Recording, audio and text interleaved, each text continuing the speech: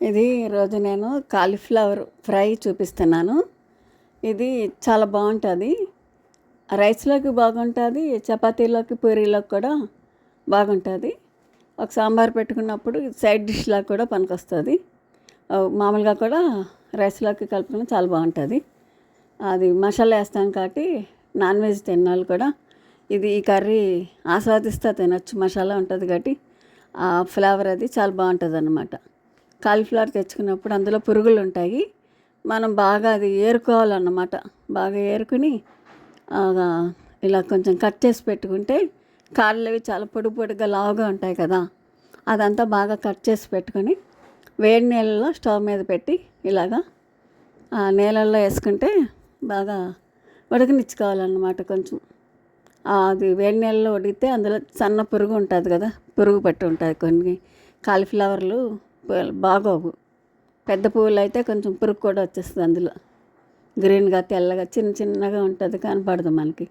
అందుకని ఇలాగా వేడి నీళ్ళలో కాస్త పెట్టుకుంటే ఉడకనిచ్చుకుంటే తెరలు రావాలన్నమాట. మరగాలి నీళ్ళు. అప్పుడు కొంచెం పసుపు చిన్న స్పూన్తో అనమాట, ప్లాస్టిక్ స్పూన్ చిన్న స్పూన్తో వేసాము. ఒక చిటికెడు ఒకసారి అట్లా వేసామంటే 2 times. అలాగే కొద్దిగా సాల్ట్ కూడా వేసుకున్నాము.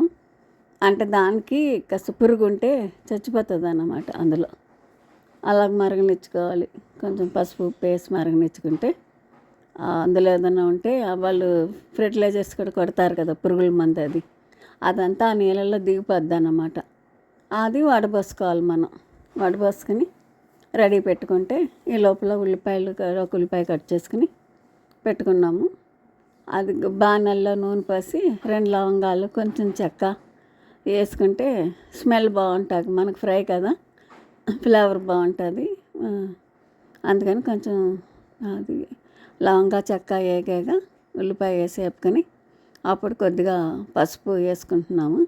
అంటే మనం కొంచెం అందులో ఉడికేటప్పుడు కూడా వేసాం కదా, కాలీఫ్లవర్ ఉడికేటప్పుడు ఇప్పుడు కొద్దిగా వేసుకున్నాం అనమాట. కొంచెం సాల్ట్ కొంచెం పసుపు వేసుకున్నాము.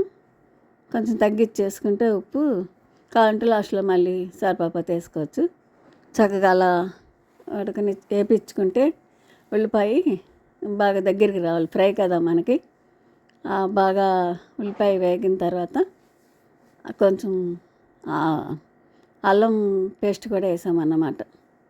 పసుపు ఉప్పు అంటే ప్లాస్టిక్ స్పూన్తో ఒక హాఫ్ స్పూన్ పసుపు, 1 స్పూన్ పసుపు వేసుకున్నాక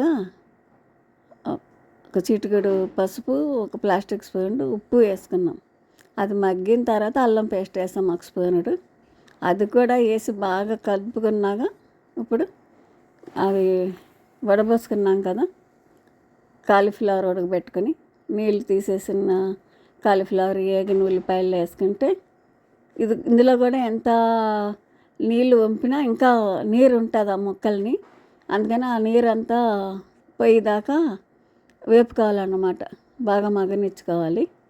ఆ నీరు అంతా పోయాక అప్పుడు కొంచెం కొత్తిమీర ఈ లోపల కడిగి పెట్టుకుంటే సన్నగా తరిగి ఉంచుకుంటే మనం అది లాస్ట్లో వేస్తాము. ఈ లోపల కారం వేసాము. కారం కూడా కొంచెమే, ఒక ప్లాస్టిక్ స్పూన్టే చిన్నదాంతో వేసాము. ఎందుకంటే మళ్ళీ లాస్ట్లో మనం మసాలా పౌడర్ కూడా వేస్తాము. అందుకని కొంచెం కారము, ముందు కూడా లవంగా వేసాం కదా, మరి ఎక్కువ కారం తిన్నోళ్ళకి కూడా అదే కారం వస్తుంది. లాస్ట్లో కూడా మసాలా వేస్తాం కాబట్టి కారం అవుతుంది. అందుకని కొంచెం కారం తగ్గించేసుకున్నాం. ఇదిగో ఇప్పుడు మసాలా పౌడర్ కూడా వేసాము.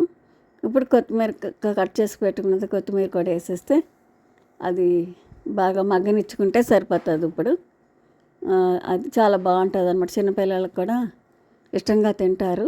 చాలా బాగుంటుంది. పూరీలోకి, చపాతీలోకి, రైస్లోకి బాగుంటుంది.